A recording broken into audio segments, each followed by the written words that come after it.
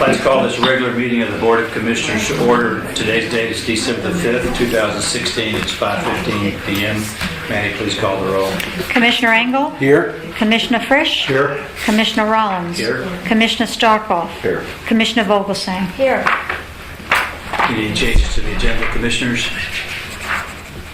Hearing none, at this time on the agenda is an opportunity for the public to address the Commission with issues or concerns they may have. Please come to the podium, state your name and address for the record, and the floor is now open. Come on, Mr. Katie. Nothing new. All right. Hearing none, I'll close this portion of our meeting and we'll move to the next item, which is the approval of minutes of the previous board meetings. The first item is a regular board meeting held November the 14th. Move to approve. Second. Moved and seconded. Discussion. Hearing none, all those in favor say aye. Aye. Opposed, like sign. Passed unanimously, Maddie. The next item is the regular minutes from a board meeting held on November the 28th, 2016. Move to approve. Second. Moved and seconded. Discussion. Hearing none, all those in favor say aye. Aye. Opposed, like sign. Passed unanimously, Maddie. The first order of regular business is the amendment to the Zimmer Swim and Racket Center agreement that we discussed last week, and there was a mathematical change to it. Yes, Mr. Chairman, that is contained on page 14 of your package. As shown on page 14, the amended compensation schedule is indicated. The first line item that says clubhouse,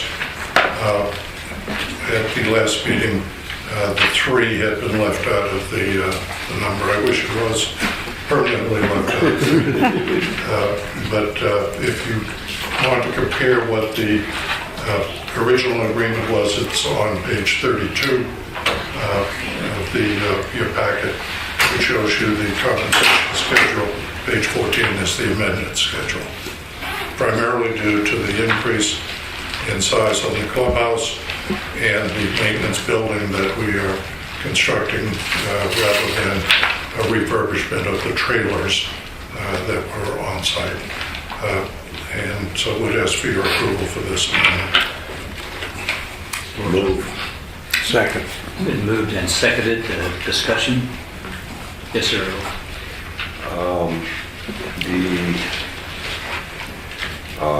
The maintenance building, or let me put it another way. These changes reflect changes in what we will go ahead and construct. That is correct. Primarily, increases due to input from the stakeholders. Yeah. Meaning the city staff. No, that's fine. We're all happy with what we're doing. To what extent do these changes? These are in the in this portion, what I'll call a soft cost. What do these changes do to the budget? We'll know that on the 21st of this month. I'll circulate that. We're having a handoff meeting with Mr. Mumaw and Mr. Zimmer at that time, and we'll get a more defined final cost of the project. Estimate of the... Obviously, it's going to be more than what we're carrying on our budget because this is a new 3,500 square foot building. No, that's why I brought it up. That was not in some of our original budget, and we need to see what it is. Not that we can't afford it, not that we shouldn't do it. I just want to have it Yes. in front of us. Yes. On my way out the door. Mr. Koski, what about the demolition of the building? Is that not encompassed in this? That is encompassed in the clubhouse, the numbers for the clubhouse. Okay, thank you. And this is just design. So the demolition is pretty easy design. Even I could do that. Art, if for whatever reason, after we get through with the schematic design, and before we'll have an opportunity to weigh in on that before we start the construction drawings. No, construction drawings will be complete and handed off to us on the 21st of December. Okay. They are through with the design. Oh, yeah. Okay. Mr. Mumaw and Mr. Zimmer previously made the presentation to us, showing us the elevations of the maintenance building location. We've made some architectural changes at the request of the board. They are complete with the design. We will then put together a bid package right after receipt of those So documents. these fees will be due and payable when? These have been primarily paid to date. The only thing will be due and payable will be a percentage of the increase of the amended amounts. And there's a 10% of the total fee that relates to the services during construction, which we will be utilizing to compensate Mr. Frashera, who will be performing those services for us, rather than Mr. Zimmer. Okay. All right. Everybody's clear on that, Dennis? Will you remind me again of the approvals and things that we're waiting for the city with it, what that status is? All land use approvals have been given by the city. The only thing that will remain is a building permit for the structure. And the question will be, under the customary manner by which permits are obtained at the city, it is required that a contractor bring the permits, the plans to the city to get the permitting. We may attempt to engage a contractor for a small fee, very, very small, for the sole purpose of bringing those plans down while we go through the bid process. Where I was headed, thanks. Any other questions, commissioners? I believe there's a motion on the floor. Did we make a motion? Yes. Yeah. Wait a Okay. second. Yes. Any further discussion? Hearing none, all those in favor say aye. Aye. Opposed, like sign, passed unanimously. Next item, Mr. Koski, is a staff salary increase pursuant to city resolution. Yes, Mr. Chairman, this pertains to our employees, Maddie and Brianne.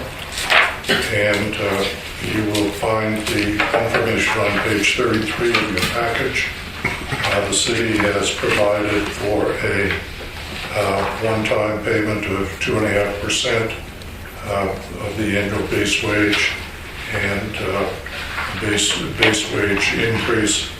And this approval will provide those same salary increases to Maddie and Brianne that are currently and will be enjoyed by employees of the city of Boca Raton.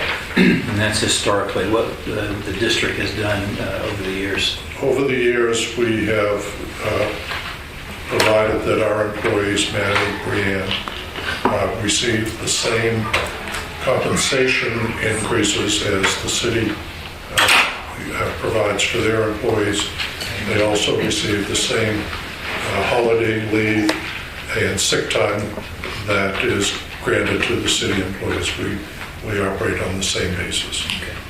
Keeping in mind that neither Brianne nor Maddie have any pension, and that's a number that, an item that I'd like to bring before you, possibly at the next meeting, to establish a pension program for probably Brianne as we move forward. Okay. Commissioners? Move to approve. Second. Moved and seconded. Any further discussion, questions? All those in favor of the motion say aye. Aye. Opposed, like sign, passed unanimously. Mary. Thank you, commissioners. Very welcome, Mary. You're welcome. Item number 3, approval of proposed schedule of district board meetings and office closings for 2017. Mr. Chairman, on page 41 of your agenda package, you'll see the proposed board meeting dates for the upcoming calendar year of 2017, as well as the respective holiday closings. And we do this on an annual basis. We're required to do this, and we provide a copy of this to Palm Beach County for their records. Move to approve. Second. Discussion. All those in favor say aye. Aye. Opposed, like sign, passed unanimously. Matty. Dr. Rich? Fellow commissioners, you have in your packet a revised request for cash disbursements.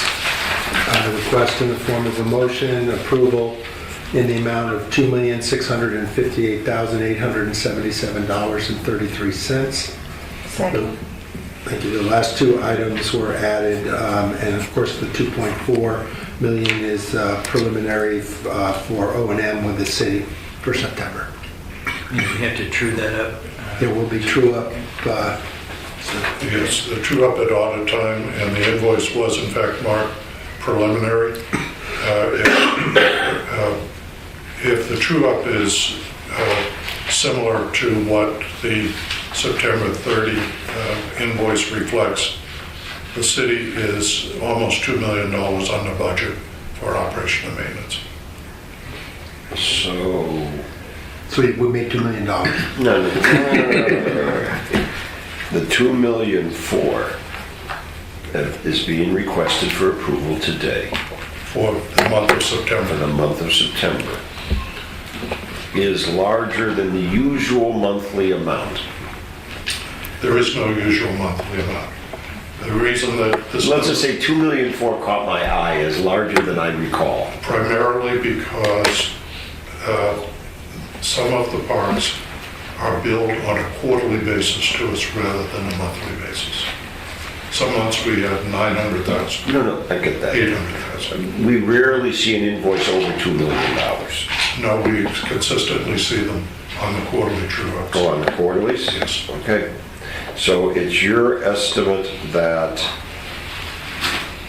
or your thought, however you want to put it, that we will get one more invoice as the true-up for expenses that were not on this invoice to finish out the year ending September 30. When the books are closed by the city after probably sometime around February, all of these numbers after their audit will be trued up to make sure they're accurate.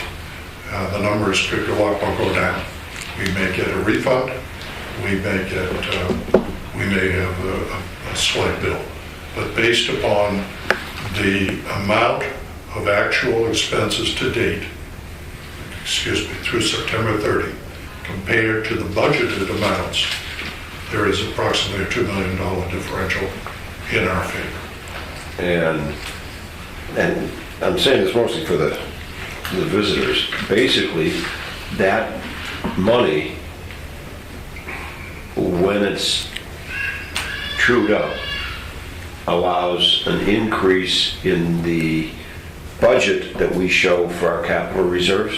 No, it would increase our cash carry forward, Cash, okay. and that would be applicable to whatever line item you would want to place the excess based upon an amended. And it generally falls to the reserves. Because we've already budgeted the other stuff, unless there's need for a budget There'd increase. be a change in the city O&M line item, which would be hopefully $2 million roughly. Okay. $2 million less, and that would give us an additional $2 million, possibly some money to go towards the increase at the Swim and Racket Center, and other remainder to fall to the reserves. Okay. I keep looking at it, all right, at the bottom line, because that's where it usually goes. Okay. That's fine. Commissioners, any other questions? Motion's been made by the treasurer. I hear a second. Susie. Susie seconded.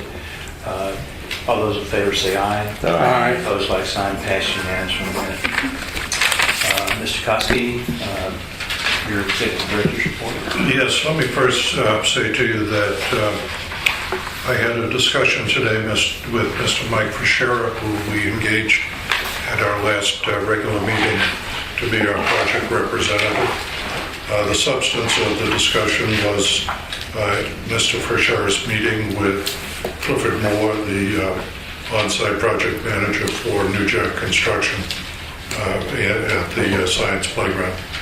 It's the first opportunity Mr. Fischera has had in detail to walk through the project, to review the project, to converse and meet with Mr. Moore regarding the project. He gave it a 5-star rating as to the quality of work being performed by New Jack Construction, and further stated that he was very much convinced that the contractor wanted to make this project not only the showpiece for the district, but also for New Jack Construction, for their portfolio and their resume. He indicated that they'll be pouring some concrete next week. It was supposed to be this week, but 3 vertical posts were discovered to be again rotted and had to be replaced and put in concrete. And that delayed the concrete pour till next week. We're looking at another 3 weeks and possibly 4, and give me a couple extra days to complete this project. We're coming now down to counting days towards the completion. So, and Mr. Fischera agreed that that was a reasonable estimate to have this project finalized.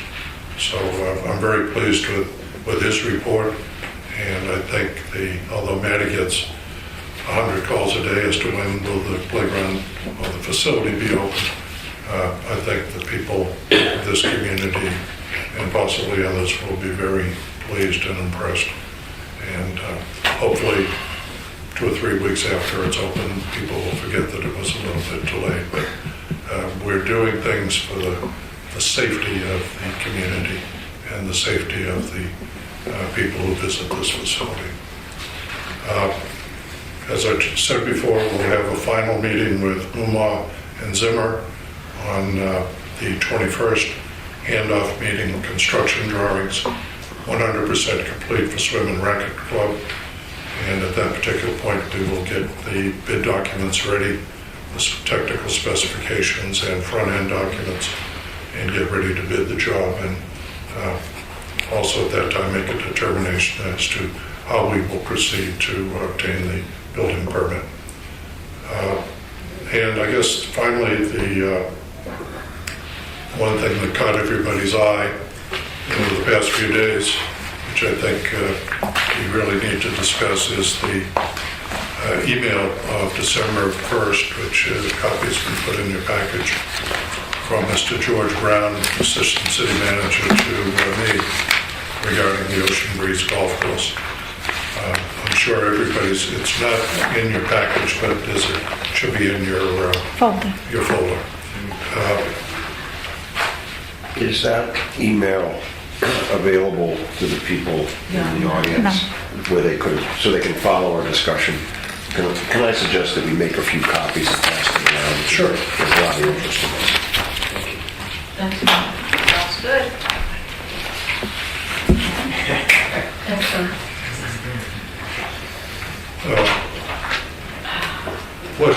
While Matty is making the copies, when the public sees this, everyone will realize that the city is basically asking us questions regarding the district's intended or capabilities with regard to an acquisition of the Ocean Breeze Golf Course.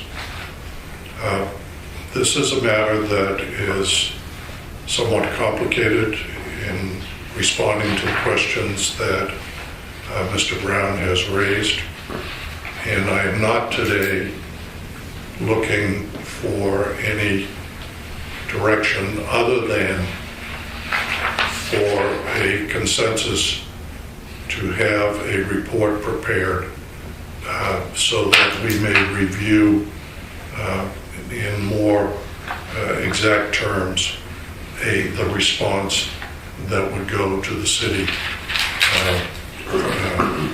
as requested in this email.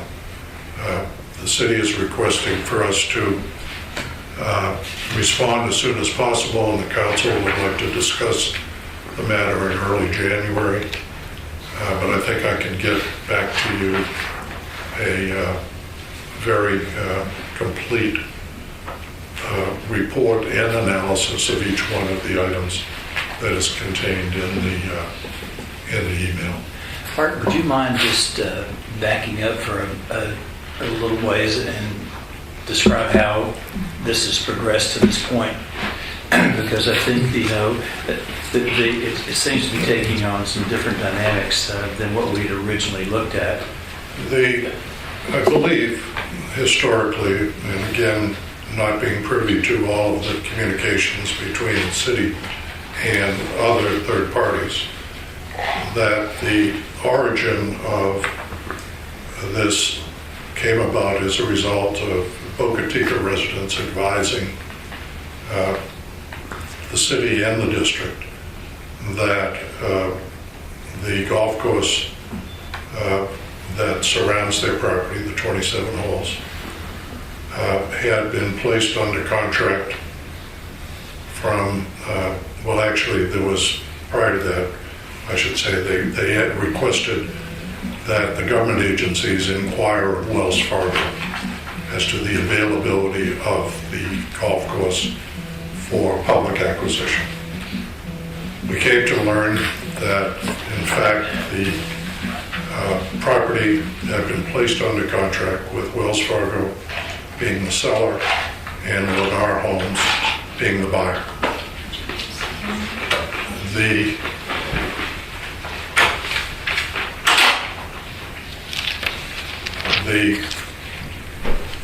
ensuing discussions led to the possibility, or at least the thought, of having an exchange made between the city and Lennar, whereby the city would give Lennar would convey the municipal golf course to Lennar in exchange for all of the Wells Fargo property at Boca Raton and a sum of money. Somewhere around $30 million, something of that nature. 20 depending on how you read it.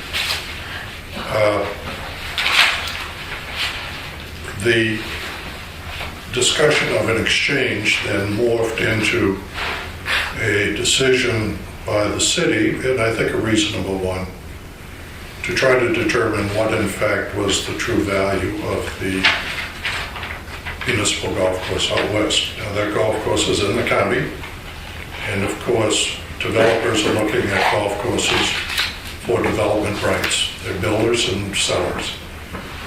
The prior owner of the Wells Fargo property lost it in foreclosure to Wells Fargo because they were unable to get any development rights on the property. But since the municipal course is located in the county,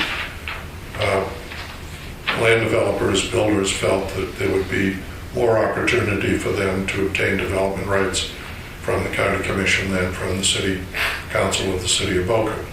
And the city, in determining whether they were receiving fair value in the exchange, decided to advertise for, on an informal basis, proposals from other parties other than Lennar for an acquisition of the municipal golf course. There were, I believe, 9 or 10 proposals received, one or two at the very last minute. And the highest proposal for the Boca Municipal Golf Course was for a number in excess of $70 million. And it did not involve the exchange of the Boca Raton Golf Course because it was from a proposal that was not Lennar, 2 other developers. The city, at their city council meeting of the 21st of November, and again at their regular council meeting of November 22nd, committed to have golf in Boca Raton. So here they are on the horns of a dilemma with a $70+ million potential acquisition by or sale of that property out west, and now finding themselves as to how do they go about keeping golf in Boca Raton. And I believe what was, and all along in this process, we at the district had provided 2 letters to the city council indicating our willingness to assist in any way that we could, be it through the acquisition, or participating in the acquisition, operation, refurbishment, and renovation of the golf course. So the city, I believe, at the end of the receipt of the proposals, shortlisted the proposals to 3. GL Homes, Compson, and those 2 individuals, those entities had provided bids, proposals in excess of 70 million, competing bids, and Lennar for the exchange. On the first day of December, Mr. George Brown, who was managing this project for the city, sent this email to me. And it asks whether the district would consider to undertake eminent domain proceedings to acquire the Ocean Breeze Golf Course.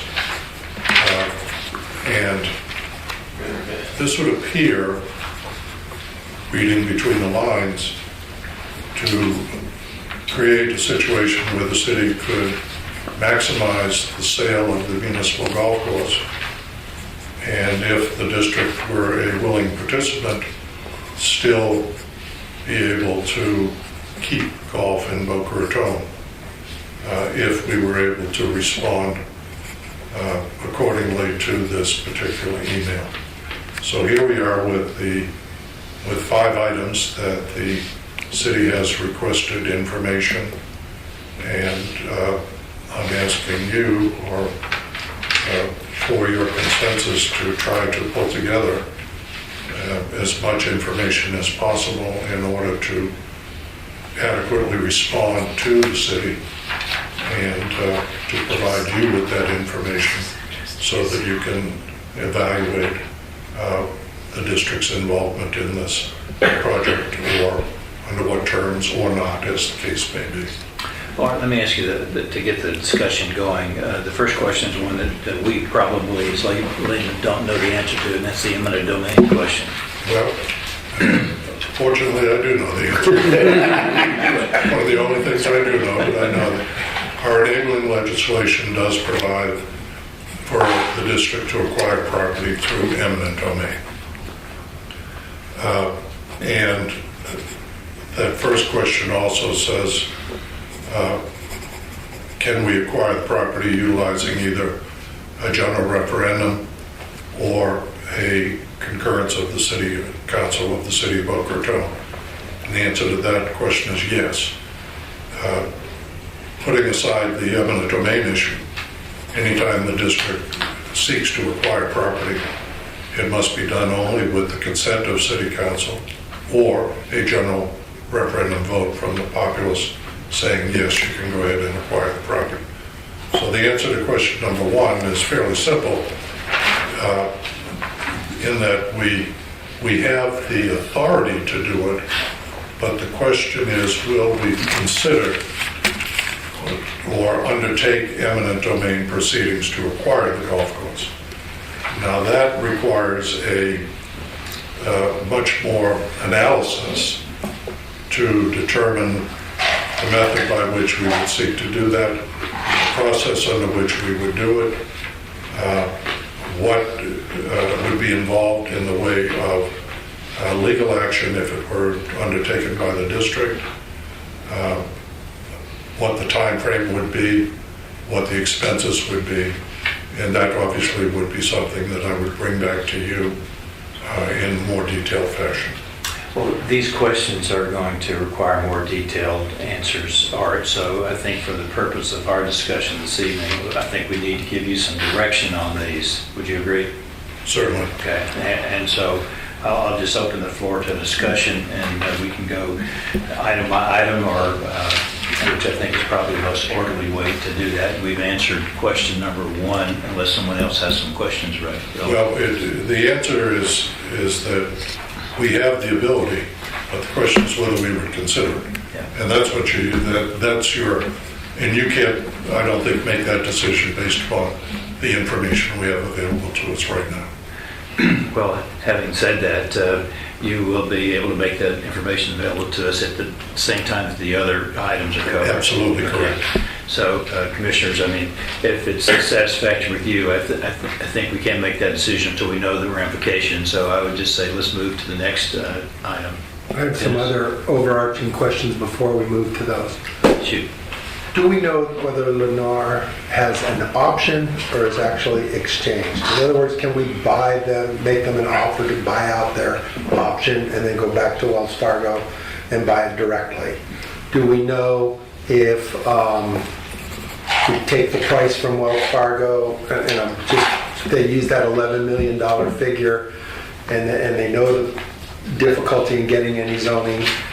I'm using this for example. Can we say, here's 11 and we'll give you 12 to just make this all done and tie it up so we don't have to go through months and months of eminent domain?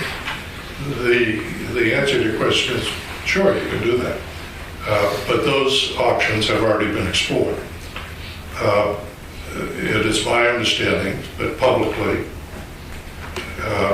to date, and all you can rely upon is what the other party relates to you, that Lennar has indicated that they are ready to close. They only have a contract, and one could consider that if there's not a specific performance clause in the contract, which has remained confidential to this point, that really all they have is just an option. And as is all of the proposals that were given to the city, even if you go to a contract and put down a deposit, if there's not a specific performance clause in the contract, then it's simply an option, maybe at a higher price. So we know that Lennar is the owner, Wells Fargo is the owner, and we know that Lennar is a party who has that property under contract for purchase at an undisclosed price. Okay, we know that. Certainly, there have been discussions back and forth, I'm sure, between the city and Lennar, but Lennar has publicly stated that they are going to close and they're going to sit and wait until someone decides to give them entitlements on the property. That has been their public statement. Okay. Relative to Dennis's question, I would think that the value of the property, if we were going to go through with eminent domain, the value of the property would be contingent on the validity of the deed restriction. If the deed restriction is valid, to use an old Italian expression, that property is worth bupkis. Well said. Thank you. In which case, we can go back to Lennar and say, listen, you laid out X dollars for your contract, we'll make you whole, and we'll see you later. You're talking about negotiations, absolutely. Okay, there's all sorts of negotiations that are possible in this particular arrangement. They don't necessarily have to involve a legal proceeding. All I'm doing is responding to a city email asking us whether we would undertake that legal proceeding, I suppose, in the event that their ability to negotiate the contract with Lennar for an acquisition fails. Okay, so. But I think the so-called elephant in the room is the $70 million number hanging over the municipal golf course sale. Yeah. So the answer to your question, Dennis, is a variety of options that are open to someone seeking to acquire this property, but an acquisition in the absence of an eminent domain requires mutual consent between the buyer and seller. And at the current particular time, I don't think that exists, but I'm not privy to what's going on between the city and Lennar, if anything. Well, I think that's about as far as we can go in this discussion, in part because it's, yet to be seen how this plays out in the negotiations. Yeah, and you have to also consider that if you're willing to do an eminent domain process, there are two steps involved in it. One is the actual obtaining the title to the property, and the other is paying the reasonable value of the property, which gets you back to what Steve is saying, whether you're dealing with the Bupkis or whether you're dealing with something. That's a Russian currency. 2x Bupkis. So to answer the question, Commissioners, is that would you consider, at this point, following an eminent domain possession of the property? Absolutely. All the cards are on the table. Yeah. Can't close one. Yeah. Okay. All right. I think that's your answer there, Art. I think we're all. Okay. Now, the other items, number 2, obviously, that we would want to acquire all of the property that they have, not excluding any portion, the full 27 O's plus all the other property of hotels and other remaining parcels. And 3 is more of a financial issue. I am meeting with Mr. Timberlake on the 12th of December. We'll go through some of the budgetary projections of the district, both the revenue and expenses, to determine what our ability would be to do this acquisition. And it says if the district proceeds with acquisition either directly or through the city, is the district able to acquire and operate the Ocean Breeze Golf Course within our budget? Well, those are 2 different questions on our own and in cooperation with the city. Mr. Timberlake will be able to give me some assistance in advising what our annual surplus would be that could be earmarked for this project.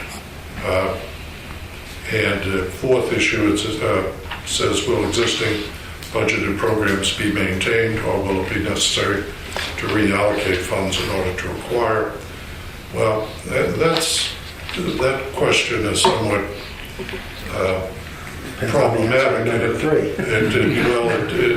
It also depends upon the city of Boca Raton, because we have $7 million earmarked for Phase 2 at only, and I would hope that the city would react. And so my answer to that question would probably be, well, assuming that you're going to, at some particular point in time, City of Boca Raton, give us the authority to construct Phase 2 at only, then our budget would allow X, and if you don't, our budget would allow Y. But that's on our chart, and we will always, as I do this analysis, will presume that they're going to give us that authority. Art, if we did the eminent domain and were successful in prosecuting that position, what would the payout be at that point? Well, the payout would be a number that would be based upon a jury's determination, a 12-member jury, of what the reasonable value of the property, business loss, etc. would be. Keep in mind that Wells Fargo is the owner, and all that Lennar has done to date is put up a deposit to buy the property. And so various legal arguments could be made both for the taking and for a low valuation, and those would be rebutted by you can't do the taking and it's a higher number. So that would be difficult to ascertain what the total dollar amount would be. Okay. Well, let's say the dollar amount came back to be, just pick any number, 3 million, 4 million. Would we have to, at the closure of that, write them a check for that amount? We are going to, we would, based on my advice to you, we should not undertake this venture or adventure, if you would, unless we knew for certain that we had the available funds, either through cooperation with the city, borrowing, or on hand to do the acquisition of this property. Okay, well, that's an analysis you'll have to, prepare for us. Exactly. Yeah, I just want to review. You mentioned one of the numbers that I had in mind, that 3 to 4 million. That's ballpark of what Wells Fargo paid. Wells Fargo took the judgment, took the property back in a foreclosure judgment of $18.5 million, according to the public records. The borrower owed Wells Fargo $18.5 million. and those people didn't pay, Okay. and Wells Fargo got a judgment. So right now, they are out 18.5 million. So we don't know what that number will be. It is uncertain at this time what that number would be. But if in an eminent domain, the number is the value of the property.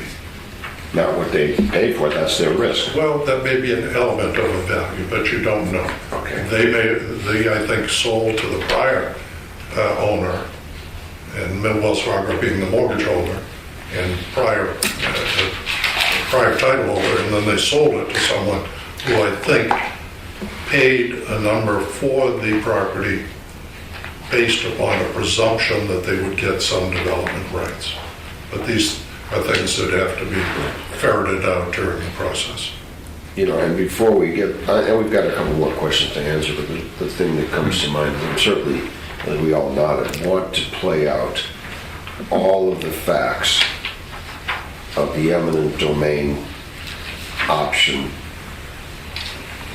for leverage. Got to know whether it exists or not and what it would cost. I get that. But you had said to the city with question 4, assuming, because we're dependent upon the city's go ahead with several items, the Hornley Phase 2, one of them, they're going, in my mind, and since I'll be gone, you're going to have to wrestle with this, Aaron, but in my mind, there's lots of ways to fund until you and Merv come back and say there's no way, there's no money, but you could always do a bond issue to the referendum. There's ways to fund all of this stuff. I'm not sure if there's ways to fund it that everybody would be comfortable with, but I'm not worried about the funding of it. What I'm concerned about is it's time for the city, for us not to assume that they're going to make commitments, but they make commitments. We can't go on projecting for 4, 5, 6 years when we see the needs coming. So how you bring that in, and of course, you know, Mr. Brown may not be able to answer this in time for your next meeting, but I don't think that the community can make a decision or us make a decision without having more than ongoing discussions that have taken place for 5, 6 years. Yeah, and I think you're dead on, Earl. I mean, it's time for a specific commitment from the city so that we know where we're going. Because otherwise, we can put the numbers together, but if we don't know what their position is or going to be, I think it's imperative that we find that out. And just for everybody's clarification, you're talking about Phase 2. I'm talking about Phase 2. Mm-hmm. And I can tell you that Mr. Koski and I, as Phase 1 was being completed, sat through a 5-hour city council meeting. It was the controversy of the day, which was between FAU and private developers to develop the residential housing on 20th Street. And we sat there, so you can go look up the date, but that was the time that we sat there for 5 hours to have our 5 minutes of public requests at the end, when we simply asked, we're finishing Phase 1, we have the opportunity to proceed with Phase 2 with mobilization in place, and we've been waiting for an answer for all these years since then, and costs have done nothing but go up. On the board is the outline, the very furthest plan to the right of Phase 2. We have had, not recently, but shortly after that meeting of June 2015, we had a series of meetings with city staff whereby we've come up with a plan that is acceptable to the city on a staff level, and certainly acceptable to our consultants for the development of Phase 2. And if the city were to give us a go-ahead so that you can consider some of these things, it would probably take us another 6 months to complete all of those drawings, all of those plans, another 90 days to bid. You're probably looking at something that would be shovel-ready in, it's the new federal term, right? Shovel-ready in the next fiscal year. But I think it would be helpful in responding to the city's email of December 1 that we had some assurance, one way or another, relative to Phase 2. Yeah, we can't answer some of the questions here without knowing the answer to that. Because It would make the answer a lot easier. yes, it would. Yeah. And I'm hoping that our interest in helping the city keep open space in Boca will benefit them sufficiently enough that they'll give us a go-ahead to, do Phase 2. Frankly, Bob, I think we can make it all happen. Well, I do too, Earl. I mean, it just cooperation is all it requires to get this done. And that's the goal, is to make it all happen. Go ahead, Sue. Now you can go on to question 5 if you'd like. I got a question. In order to obtain fair market value, do you get an independent appraiser or do you use the county property appraiser? You'd need independent appraisers. The county's property, the values on the property tax rolls are evidence of value according to appropriate case law, but you'd need an independent appraiser to come in and be able to testify as to current value. Is there a number on the tax rolls right now? I'm sure there is. I haven't seen it, but I'm sure there is. There's a variety of parcels. And the other thing that also enters into this equation, not to confuse it anymore, is the Boca Chica residents, who allege that they have a deed restriction that it must always remain as golf. And so we must assure ourselves that if we move forward with this, that it will always be a golf course. And does that mean that in the end, if all you wanted were 18 holes some years down the road, could you develop 9 holes into some form of passive park or something else? Yeah. So there's a lot of other questions that create moving parts to this problem. Well, Dennis? As far as question 2 goes, I naively would hope that if the city got a $73 million windfall, that they would be participating in the purchase and it wouldn't all come out of the district's treasury, and that should be a part of discussion as well. Well, certainly they could act as a funding arm. Whether they acted as a joint venture in this remains to be seen. I think we have to presume that they could consider being a funding arm, but they will not be a joint venture. We have to look at this in the most conservative way, financially, pick up the whole freight for that, and as I said a moment ago, make it all happen. I believe we can do that, and Dennis, would it be lovely if they participated? Yes, it would be, but if they didn't want all the money, they would have accepted the proposal already. Well, if I may, that isn't an easy question to answer because of an eminent domain proceeding. Right. That their ownership position in the property may very well create a bump in the road in eminent domain, i.e., why City of Boca Raton do you want to condemn this property for a golf course if you just sold one last week? Well, that would not impair their ability to offer us some funding, though, would it, Art? No, certainly, and that is the manner by which we have acquired property in the past, is utilizing interlocal agreement with the city. So I don't think that would be an impediment to an eminent domain taken at all.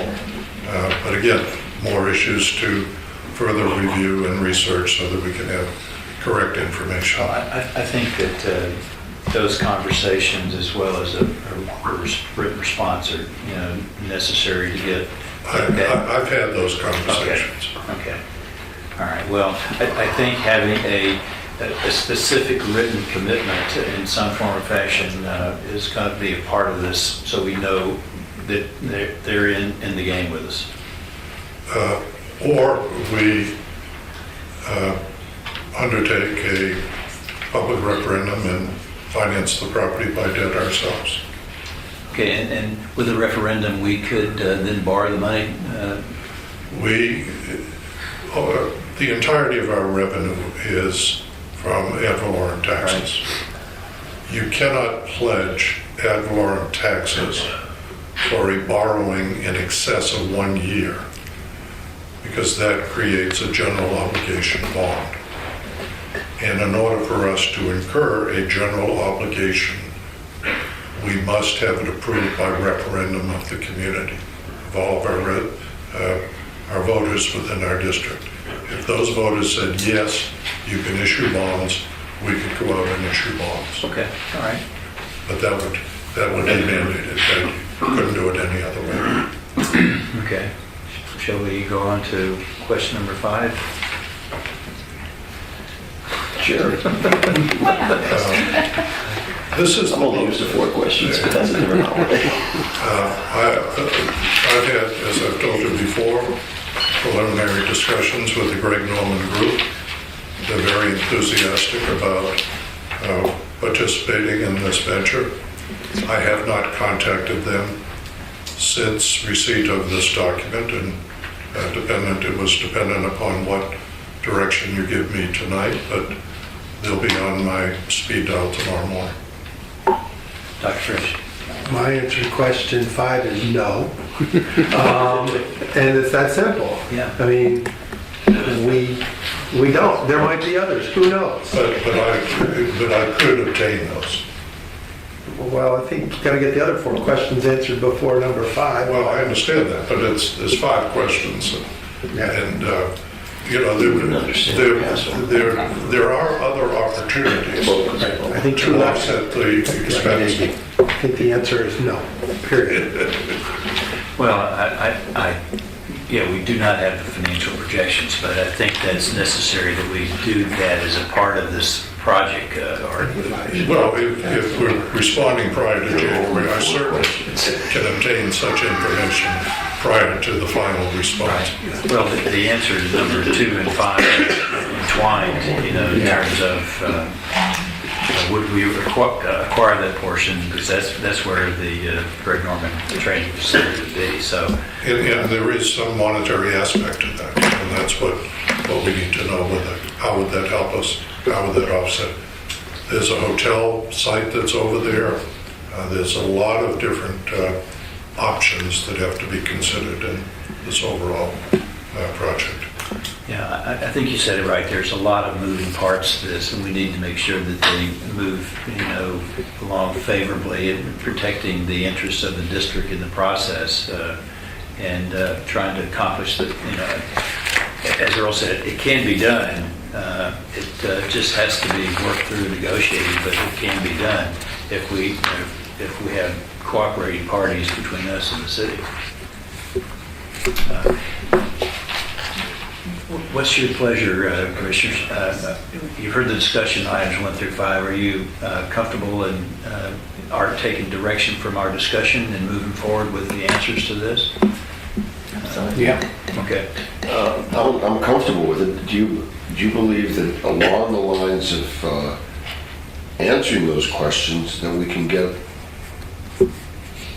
something it would be wonderful if you came back to us and the interlocal agreement we provided for Phase 2 came back to us at the same time. And that, of course, is a wish and a prayer. But Let's see where we're going. I mean, one of this is a step-by-step process. Okay. We know what we're being asked to do.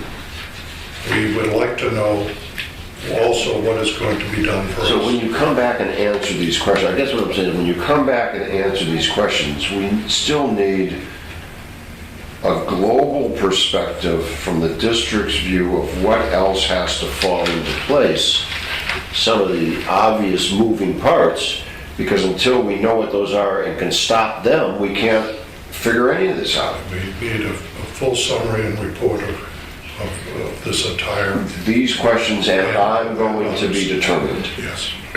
Yeah, I think that, phase 2 is a critical part of our plan at Spanish River, at Hornley, given the growth that we're seeing in the community recreationally, and also keeping that as open space and not skid pads and gun ranges. I think that's very important, just as important as is keeping the open space golf course in Boca Raton. Yeah. So I think Earl's right about that. Art, Zany, are we clear on what we might need to do? Well, I picked up the phone when I got this email, and I thanked George Brown for giving me nothing else to do. Well, but you do it so well, Art, so... George said that, didn't he? Are there any other reports that you wish to? No, sir. Okay, hearing none, then Dr. Frisch, I'll start with you under Commissioner's comments. I was hoping that Brianne, but since JD's here, I was wondering what the status is of the potential donation from the Melanoma Foundation. We talked about it several months back. They had offered to donate a couple of sunscreen dispensers that they would take care of and fill. They would assume the responsibility. They just needed permission to do it. And last I understood, Brianne was talking with, I think you, or somebody. Yeah, the city passed on it, said thank you for the offer, but on our property we passed. Potential reasoning? A variety of reasons. Well, we ended early. Go ahead. What are some of the reasons? The dermatology pack. Okay. Don't put JD on the spot. No, yeah, fine. But we have property, we could put it on, too, and I would suggest him, I'll follow up with her when she gets back. thank you. Anything else, Dr. Frisch? No, thank you. Okay, Nothing. nothing. Commissioner Engel? I'm good. Mr. Vogelsang? Yes, I do. I think you all will agree with me that Mr. Koski has done an incredible job for us ever since he took over as interim executive director. And I'd just like for you all to endorse for him to continue being our executive director, however we want to term it, until such time that Brianne would like to take over. He's the best person I can think of to do this Ocean Breeze from a legal standpoint and from just a history of knowing what's going on with the district. So, do we need any kind of a motion to I would. have him? Wonderful, Susan. I would suggest, but I want you to make the motion, Okay. that we drop the term interim, Okay. just as a show of direction, to make it executive director is the position, or is it acting? I'm not sure what you've been doing. Oh, no offense to John Belushi. Interim has been. Okay, but I would suggest that you just make it that way, and when, of course, it'll be up to others, but I would certainly endorse Brianne's continued education and involvement and development. But yes, so that's my reaction to you. For a motion, yeah, if I were you, I would make the motion to change the title. Okay, Commissioners, I bring to you in the form of a motion the suggestion that we have Mr. Art Koski as our executive director for the district. Second. Motion to table. This is Robert's Rules of Order on that. We have a Motion motion. to table is always in order. It's always in order, it requires a second. Second. Okay, it's been moved and seconded. Any discussion? Discussion on the motion to table would be, I'd like to hear from Brianne, prior to approving this. Yeah, That's good. my feeling's the same. I think that's a good idea. So we could bring it out, we can bring it forth at the next meeting. Good idea. The chair cannot make a motion, but I would like... Yes, you can. Can I? I think we've heard enough about the work that our district council has been doing for us. And as a chairperson, I can tell you, and as Earl will probably back up that suggestion, is that Mr. Koski is an invaluable source of legal knowledge that's helped us through a lot of different issues.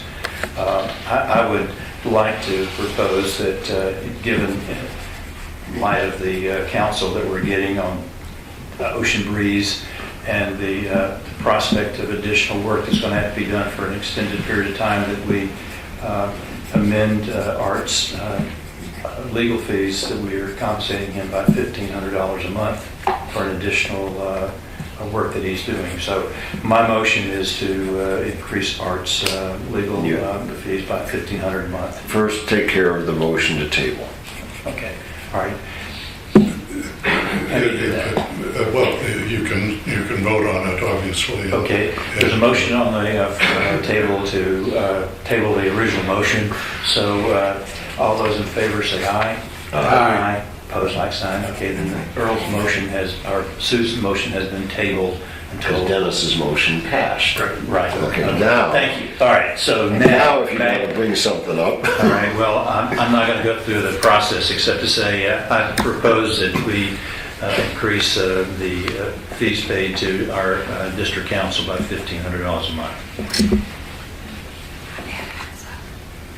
Oh, it's $18,000. She ran out of fingers. I use my toes. I'm not saying yes or no. I would like, Bob, I think the best thing to do on that is, knowing your intent, to consider that at the next meeting along with the other would probably be the best way to tie that together. Well, I'm not... We've opened it up for public discussion. It's We're doing it in the 19th. sunshine. That's all good. Okay, so is my motion going to die for lack of a second? Well, I'll second it because I want him to, he's taken a hit with getting Mr. Fischera in here. So I would like to see him duly compensated. And we can have further discussion at the next meeting. Is that possible? Or is that... Whatever your pleasure is. Well, for the person who made the motion, I don't understand. No, Bob, go ahead and flesh. I wanted to get this out. The whole point of not being difficult is to get it out into the public discussion. Go ahead. Well, I mean, I think Sue's point is part of the reason I propose that, is that we have reduced our workload a small amount, but there's still the reporting process with Mr. Bashir. There's still the projects that we have going on that he's going to have to review. There's a huge project with Ocean Breeze. I don't see how, in good conscience, we can't pass this this evening.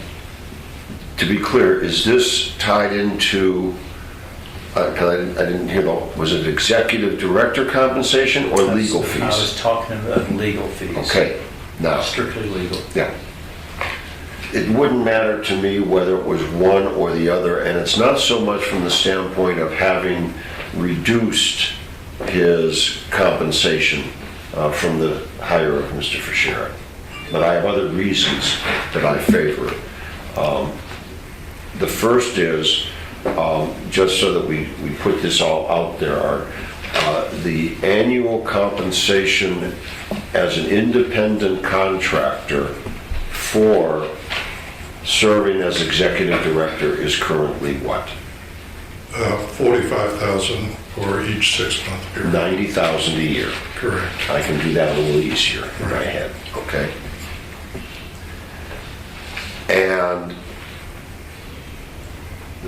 from that, as we've said before, that doesn't include any of the other expenses that were picked up by when Mr. Langford was employed as the executive director. Mr. Langford's salary was approximately $160,000. And office expenses come out of what you in your role as an independent contractor. My secretaries, my office, everything, I receive no other benefit. Okay.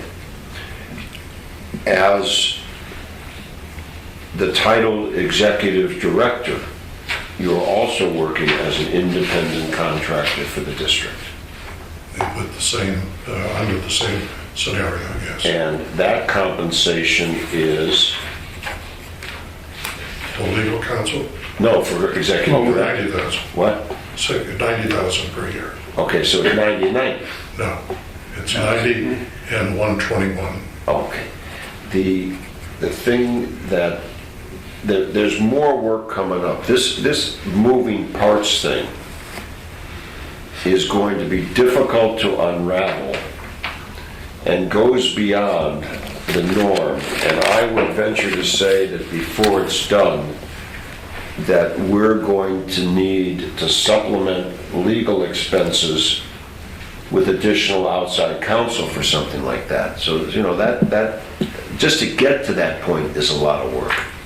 Okay? So I believe that the additional, when you put together what we're trying to accomplish, the legal research that needs to be done, and while we've put this into the legal and not the executive director, the negotiations with the city also falls together that we're trying to move the boulder that's been immovable. And for that reason, more than anybody else, his talents deserve that compensation. I'll just add one additional thing too, is that I know that Art's office expense is absorbed by him. District work that he does and his staff may do for him is absorbed by the fees that we pay him. And to Earl's point, we're going to have a lot of additional legal time involved in sorting through the moving parts, and that was the reason why I brought that up. So. Let me just go back a little bit about, and I appreciate Dr. Frisch wanting to hear directly from Brianne. I've had discussions with Brianne. In fact, she has approached me on this on numerous occasions. And she has advised me that she does not feel ready on January 1st to assume the role of executive director. If you want to hear that directly from her, that's fine. But I can assure you that that is what has been relayed. And I just don't want to see the district in a position that come January 1, it doesn't have an executive director. Good, we have one more meeting then. Just did a little arithmetic. An attorney these days gets about roughly $500 an hour. Would that be a fair assumption? 450, good. Okay. All right, let's, for argument's sake, round it off to 500. And the additional compensation that Ms. Vogelsang suggested, we're talking about 36 hours worth of work. So I think this particular project, the Ocean Breeze project, will probably be a bit more than 36 hours worth of work. We're only talking about you doing nothing else for a week but Ocean Breeze. To my mind, it's as far as your legal compensation is concerned, you're a bargain. I can tell It's you priceless. it is. Yeah. It's almost a losing proposition for me. So, Which is something I have to consider. Folks, we just approved 4% along with the city plans, which would cover about half of his combined compensation. This is not out of line. No, it's not out of line at all. But I think all of this stuff, I think that it's fair for everybody, for the record, to know what we think. yeah. So that's why we're embarrassing you with this discussion. I'm not embarrassed. As long as it passes. Lawyers don't embarrass. Yeah, I know. If I haven't been embarrassed for 8 years, he doesn't get it.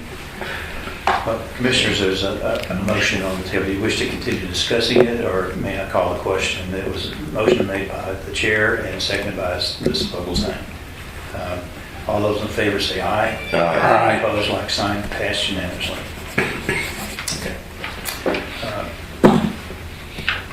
I think that's, It's up to you. that's up to, if it's up to me, I'm going to call on Dr. Frisch for his motion. Move to adjourn. Second. All those in favor say aye. Aye. Opposed, like sign.